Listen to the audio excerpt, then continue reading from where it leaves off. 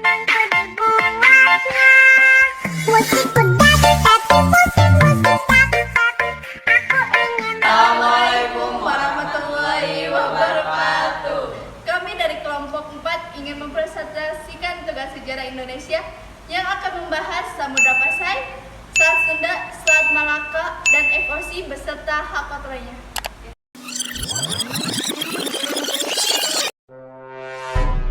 Man, that nigga loaded so fast. I'm like,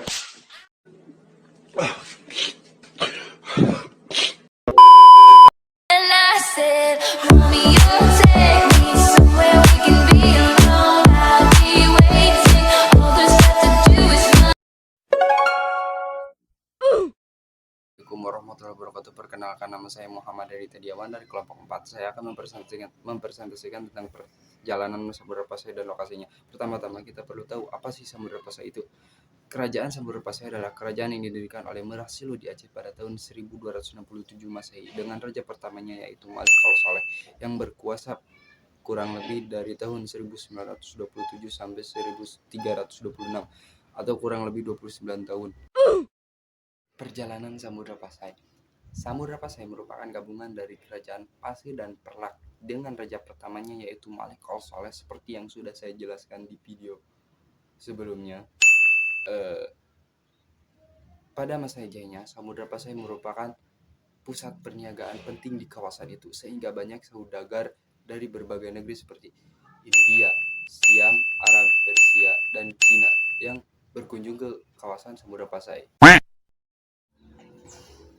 Lokasi Samudra Pasai. Samudra Pasai terletak di Aceh di pinggir Selat Malaka, yang dimana itu membuat Samudra Pasai terekspos oleh dunia internasional.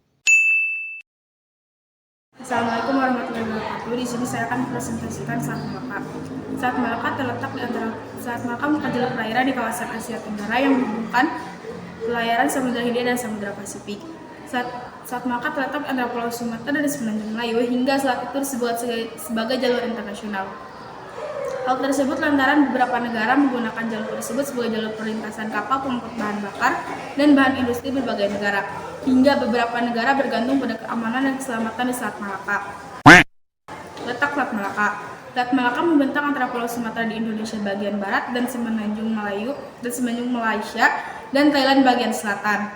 Selat Malaka memiliki panjang 500 mil dan berbentuk corong dengan lebar 40 mil. Di selatan melebar ke utara hingga sekitar 155 mil. Jalur utama. Selat Malaka merupakan jalur utama yang menghubungkan timur dan barat. Ada 400 pelabuhan dan 700 buah kapal yang bergantung pada Selat Malaka. Assalamualaikum warahmatullahi wabarakatuh. Di sini saya akan menjelaskan materi Selat Sunda. Selat Sunda merupakan selat yang menghubungkan Pulau Jawa dan Sumatera di Indonesia serta menghubungkan Laut Jawa dengan Samudra Hindia. Selat Sunda memiliki titik sempit dengan lebar sekitar 30 km. Pulau-pulau kecil terdapat di selat ini, diantaranya Pulau Vulkanik Krakatau. Lintasan utamanya mengalir dari Laut Cina Selatan ke Samudra Hindia. Lintasan serupa terdapat di Selat Malaka. Dibandingkan dengan Selat Malaka, luas Selat Sunda lebih pendek sehingga kecil kemungkinan terjadi antara pembajakan. Bagaimana Selat Sunda dibentuk? Bumi bergetar dengan hebat hingga membelah celah jurang. Bumi semakin bergetar yang hanya merambat ke arah utara dan selatan sampai keduanya bertemu di ujung laut utara dan selatan. Sehingga sebuah selat terbentuk kemudian dinamakan Selat Sunda. Kesimpulannya yaitu jadi Selat Sunda itu lebih pendek dibandingkan dengan Selat Malaka. Assalamualaikum warahmatullahi wabarakatuh. Verenigde Oud Industrie Compagnie, perusahaan Hindia Belanda, adalah perusahaan yang memonopoli perdagangan Asia. Atau beberapa sumber bilang FOC adalah kongsi dagang terbesar asal Belanda yang pada abad ke-17 menguasai pusat perdagangan Asia, lebih tepatnya di wilayah Asia. Pada waktu itu, FOC melakukan monopoli yang luar biasa terhadap jalur perdagangan rempah-rempah di Indonesia. Bagaimana FOC terbentuk? FOC terbentuk pada tahun 1602 yang dilatar belakangi adanya persaingan dagang antar pedagang Belanda. FOC didirikan karena adanya suatu keinginan besar kerajaan Belanda untuk memperoleh pendapatan yang cukup besar dalam mengisi keuangan kerajaan serta keinginan para pengusaha Belanda untuk memonopoli perdagangan di wilayah Hindia Timur yang merupakan daerah Asia dengan Indonesia menjadi pusatnya, atau lebih tepatnya sebagai pusatnya. Keberadaan FOC menjadi sangat menguntungkan bagi Belanda,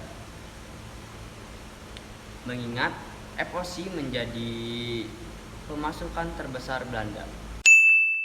Berikut saya merangkum beberapa tujuannya dibentuk FOC. Yang pertama, mengurangi persaingan dagang antar masyarakat Belanda.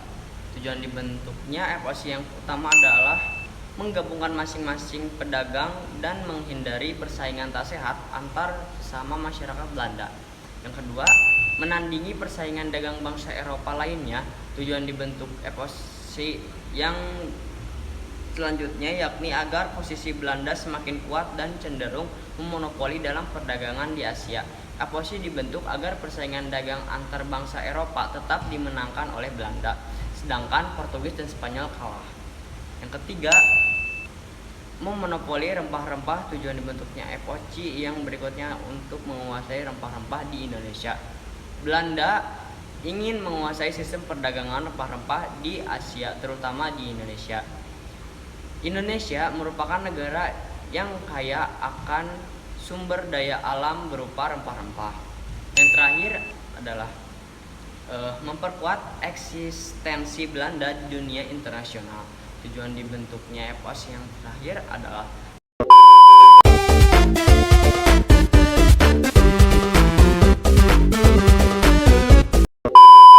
Bagaimana FOC mengatur perdagangan? Sebagai kongsi dagang, FOC melakukan monopoli perdagangan dengan menguasai kekayaan rempah-rempah di pribumi dan membelinya dengan harga yang murah. Monopoli dilakukan oleh FOC bertujuan untuk menguasai komoditas rempah-rempah yang laku di pasaran pada saat itu.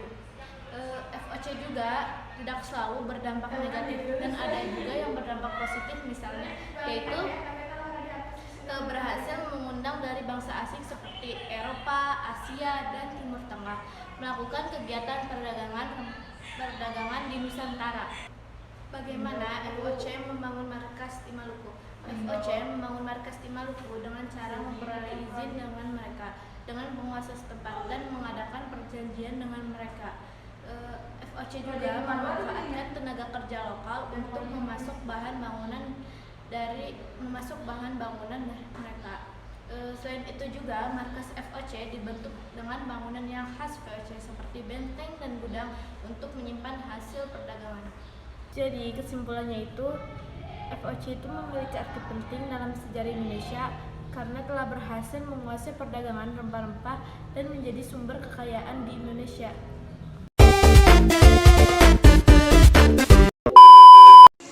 Di sini saya akan membahas apa itu hak oktroy FOC, apa aja isi dari hak oktroy, dan apa saja dampak hak oktroy kepada Indonesia. Nah, apa sebenarnya hak oktroy FOC serta seperti apa hak-hak yang diberikan oleh Parlemen Kerajaan Belanda kepada perusahaan dagang Hindia Timur ini? Simak pembahasan berikut ini. Hak oktroy memberikan hak kepada pemegangnya untuk melarang pihak lain menggunakan penemuannya secara komersial, misalnya untuk memproduksi, mengimpor, menggunakan, menyimpan, dan lain-lain. Terminologi oktroy atau oktroy sendiri berasal dari bahasa Latin, yaitu oktorer yang berarti otorisasi. Dapat diartikan, oktroy merupakan otorisasi yang diberikan oleh pihak yang berwenang kepada pihak lainnya. Dalam konteks hak oktroy FOC, pemberian hak ini membuat FOC memiliki wewenang menjalankan usaha seperti layaknya sebuah negara di koloni Belanda di Hindia Timur. Selain itu, adanya hak oktroy membuat perusahaan dagang lain harus meminta izin atau membayar kepada FOC atas aktivitas dagang di Hindia Timur. Hak oktroy FOC diberikan karena kerajaan Belanda ingin mengamankan jalur perdagangan di Hindia Timur. atau dikenal di Indonesia dengan julukan Nusantara, yang kaya akan rempah-rempah serta hasil bumi lainnya. Secara umum, hak istimewa ini memutuskan jalan FOC untuk memonopoli perdagangan di Nusantara. Pemberian hak istimewa ini erat hubungannya dengan persaingan Belanda dengan bangsa lain, seperti Spanyol dan Portugal dalam misi penjelajahan untuk mencari wilayah atau koloni baru, serta mencari kekayaan. Seperti yang telah kita ketahui, kekayaan alam yang terdapat di Nusantara memang telah menjadi incaran bangsa-bangsa Eropa seperti Portugis dan Spanyol, yang telah lebih dahulu datang untuk berdagang. Melalui Hakotroy, FOC memiliki wewenang yang luas untuk menggalang kekuasaan demi menancapkan pengaruh Belanda di Hindia Timur atau Nusantara. Pendirian FOC yang disertai dengan Hakotroy tak hanya berdampak ke Indonesia terkait eksploitasi sumber daya alam, tetapi juga pemerintahan dan korban jiwa. Berikut dampak eksistensi FOC terhadap Indonesia. Yang pertama, kekuasaan raja menjadi berkurang karena didominasi oleh FOC. 2. Wilayah kerajaan menjadi terpecah belah sehingga muncul penguasa baru di bawah kendali FOC. 3. Hak-hak istimewa FOC justru membuat masyarakat Indonesia makin miskin dan menderita. 4. Rakyat Indonesia mengenal politik uang, sistem pertahanan benteng, etika perjanjian, hingga prajurit bersenjata modern, senjata api dan meriam. 5. Pelayaran Hongi menyebabkan perampasan, perampokan, perbudakan, hingga pembunuhan terhadap masyarakat Indonesia. Dan yang terakhir ada hak ekstirpasi menjadi ancaman bagi masyarakat Indonesia, padahal tanaman rempah yang berlebih dapat menjadi sumber penghasilan lebih bagi masyarakat Indonesia. Mungkin cukup sekian dari saya. Terima kasih. Wassalamualaikum warahmatullahi wabarakatuh. Sekian dari kami. Mohon maaf bila ada salah pengucapan. Wabillahi taufiq wal hidayah. Wassalamualaikum